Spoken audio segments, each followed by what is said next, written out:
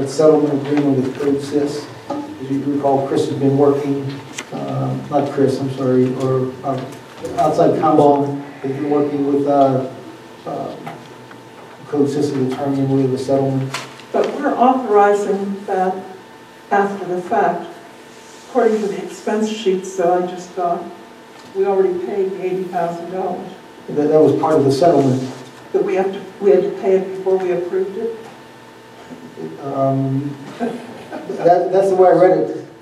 You know, again, if you would have called the news, might have been able to explain that to you, but the way I read it is that this well, I would think that, I mean, it's done, but I should think that our board should have the authority to approve it, and that should have been part of the settlement. But as part of the executive sessions, we did authorize him, if he could get a settlement where all the work they did, we could hold the money for the work they haven't done yet.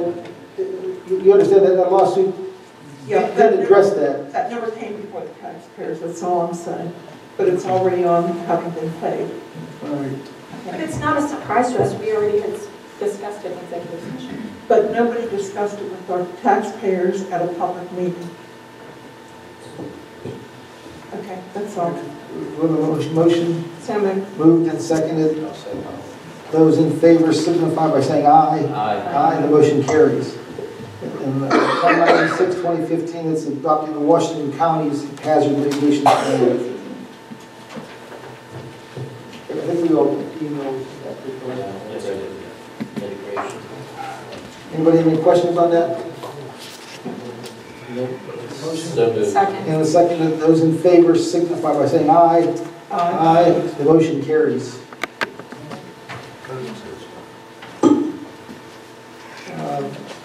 197/2015 is considering a letter of support for this, our Cecil Historic Society. That they're requesting an $18,000 LSA grant for the Miners Pavilion. And, I'd like to say something before we proceed with it. We have so far raised, without asking for any grant money, approximately $18,600. We did this through the sale of candy and through the gracious assistance from donors. And I want to let you know that we do appreciate what you've done to help us. The pavilion, which is the first phase, we have more than enough money for the pavilion. Unfortunately, we have contracted with the prisoners to do the job, and they will not be available. We were previously told that it was 30 days. In fact, they cannot do it until the first 2 weekends of September. So we expect 2016. So during that time period, we'll continue to raise funds.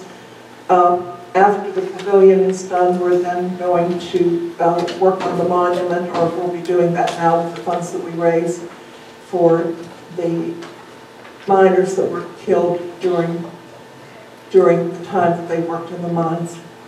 After that, we may or may not do a bronze statue of a miner. We have other projects that we'd like to get involved in, but I just wanted to let you all know, and thank you very much for the assistance that you gave us. This, if we're successful in getting part or all of this $18,000 that we've requested, it'll go a long way toward the second phase of the project, which is the memorial. And I just wanted to say that to all of you. I might mention to our Historic Society that they're being very frugal in their construction attempts on that. I guess they could have hired somebody to do it, but the FITS program the county offers, it's called furlough into service, where they bring prisoners out and they do different kind of construction jobs in different municipalities.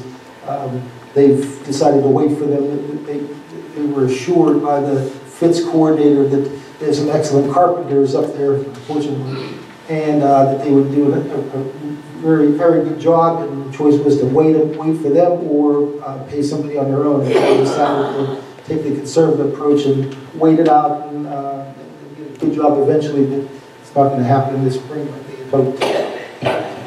Again, I appreciate your efforts too on the township's behalf. I don't think I can do it. I'll make the motion I'll I have a second it. question for you too, Elizabeth. Sure. I think it's a worthwhile project. I think it's a great idea to have another pavilion and be able to dedicate it to the miners. Were you able to put the grant application in last week? Yeah. Okay, so Yeah. it's ready. Well, Okay, I don't have a problem with it. I'll second the motion that DJ made. It's been moved and seconded for the letter of support for the Historic Society. That LSA grant, that's that casino money, in case you weren't aware what LSA was for. It's been moved and seconded. Those in favor signify by saying aye. Aye. Aye. The motion carries. I abstain. Shirley, hear that? For number 190 in 2015 is the proof of general fund invoices from September 1st through September 30th. So moved. Been moved. Second, is there a second?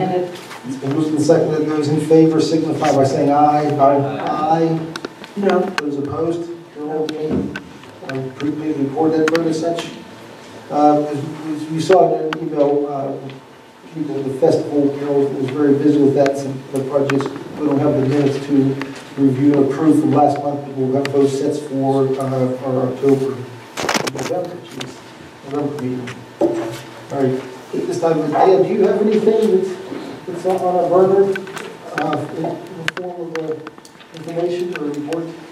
Yeah, there's a couple things I'll indulge me here for a minute. I'd just like to let the board know there's a number of streets that we're going to be recommending for approval next month, which include roads in the Alto Piano Plan, the Oak Brook Plan, Hartwood Farms, one that's really was already accepted. We just got to formalize that. Timber Run and Maple Ridge, and possibly Mission Hills. That's a lot of roads that have been, people have been waiting to meet the criteria for the 2 years or 75% of the lots. So we're to that point on a number of these. And one item, in Timber Run, there was an approved speed hump that was supposed to be installed in the plan. I've talked to Bill about that and actually had Bill out there last week to meet with the developer. We were looking at some of the improvements that the developer is going to still make to Profio Road for the lots that are up there, and we discussed the speed hump. He is willing to buy a portable speed hump, which that's what Bill wants, which is you install it and then you take it out in the spring, for the winter months, because Bill doesn't want to have to deal with plowing over top of it. So if the board's in agreement with that, we can just have him do that and deliver it. My only hesitation with something like that anywhere is who would be responsible for it? He would, the public works with you. Oh, okay, that's fine. I just want removing it. Yeah. You can put it in. Dan, Yes. with the new roads that are coming in, how many miles of roads will we now have? I'll get that for you, Elizabeth. You mean new roads to Yeah. be accepted? I'll let you know that. How many do we have right now? Is it 75 or 95? 80, yeah. That's a compromise. Okay, we can give you a number on that. Okay, thank you. We just, The other thing that I wanted to point out was that Bruce and I and Elizabeth was there. We met with Ron Sabatino and his engineer related to the Cool Valley plan. It does appear that they're going to start making some applications for development of the land. We'll see what happens there. Stay tuned for that one. And then, Did you get the impression that he was going to be coming to our board fairly soon? that's what he indicated. Right. That's what he indicated. And then I wanted to make note that the O'Hara Road signal plan, we've been fooling around with that for a while, and I know people ask every month about that. I made sure that we got this on track. What we're required to do is to get easements from PennDOT to finalize this plan. So we have one of the easements, we have a name, and it's actually the homeowners association out there. This is O'Hara Road near Pristine Fields. One of them is the HOA for Pristine Fields. They seem agreeable to getting the easement. The other property owner can't find, we've solicited Janet Police's help to try to find that person, and we're finally just going to mail them something out here this week in hopes of getting a response. So we've not forgotten about this project, but it's proved difficult to get the easements. And I think that's it, other than other things that are on my report.